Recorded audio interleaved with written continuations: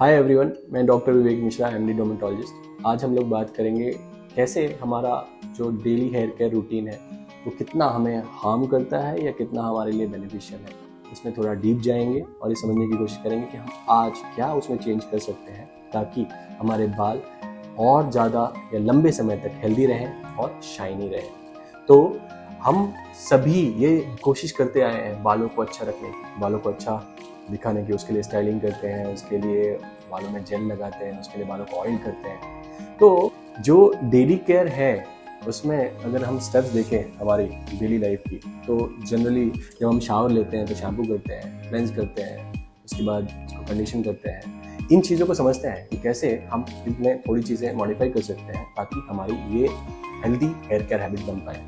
जैसे हम शैम्पू करते हैं, शैम्पू करने का एक प्रिंसिपल है स्कैल्प को क्लीन करना, ना कि बालों को क्लीन करना। तो इसका सिंपल सा तरीका है, शैम्पू को स्कैल्प में लगाइए 5 मिनट तक और उसके बाद वॉश कर दीजिए। वो जो वॉश हो रहा है उसी से जो बाकी के बाल हैं, बालों की जो लेंथ है वो वॉश हो जाएगी और हमारा काम क्लेंजिंग का क्लियर हो जाएगा।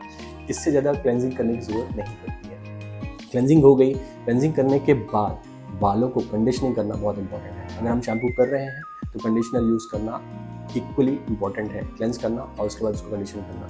कंडीशन करने का भी एक सिंपल तरीका है, स्कैल्प में कंडीशनिंग की ज़रूरत पड़ती नहीं है। आपको टिप, बालों की जो टिप है, या फिर आप बोल लीजिए कि बालों की जो मिडिल लेंथ से लेके जो टिप है वहाँ पे कंडीशनिंग करेंगे तो वो आपका राइट तरीका है कंडीशनिंग करने का। बालों का वॉश करने का तरीका, कंडीशनिंग करने का तरीका, बालों को ड्राई करने का भी तरीका है क्या?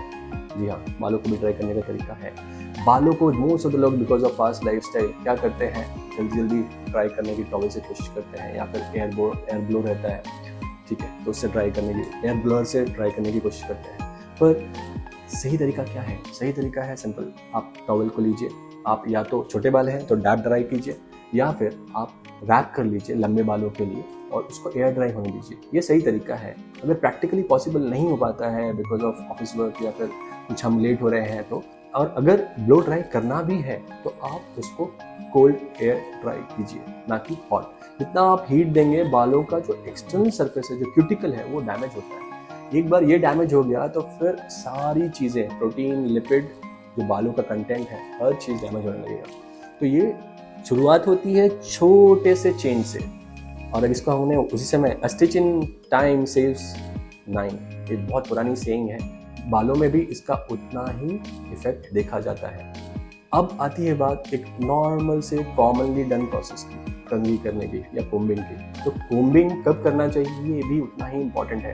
कोम्बिंग करने का एक ही तरीका है जो कि हेल्दी है बालों के लिए, और वो है बालों को थोड़ा ड्राई होने दीजिए। स्ट्रेट बाल हैं तो थोड़ा ड्राई हो गए, कंघी करेंगे, आपके बाल डैमेज नहीं होंगे। अगर आपके कर्ली बाल हैं तो थोड़ा डैम्प है, थोड़ा गीलापन रहेगा, तब कोम्ब कीजिए।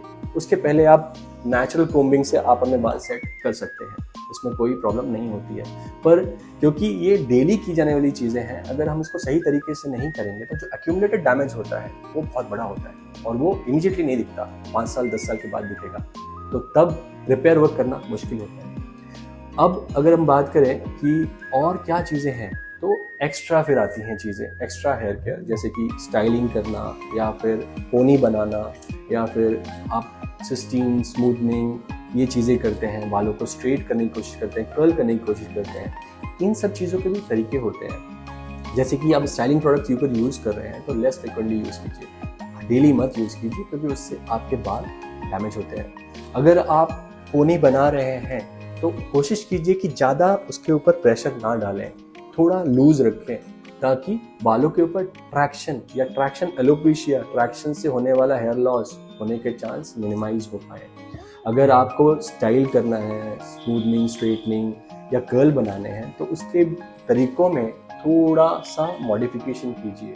कोई भी चीज़ जो करनी है, जैसे कलर है, रिलैक्सिंग है, ये साथ में मत कीजिए, थोड़ा गैप रखिए ताकि बालों को हील होने का समय मिल पाए।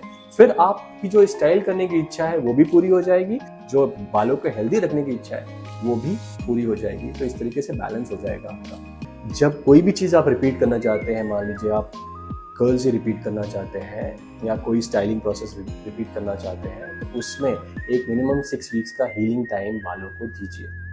इससे आप दोनों चीज़ों में बैलेंस रख पाएंगे। सो उम्मीद है आज हमने जो डिस्कशन किया डेली हेयर केयर हैबिट्स और कुछ स्टाइलिंग प्रोसेस को लेकर, उसमें आपको कुछ करेक्शंस मिलेंगे जो आपके बालों को हेल्दी रखने में लंबे समय तक हेल्प करेंगे। यही प्रयास हमारा अगली वीडियो में भी रहेगा। Thank you very much.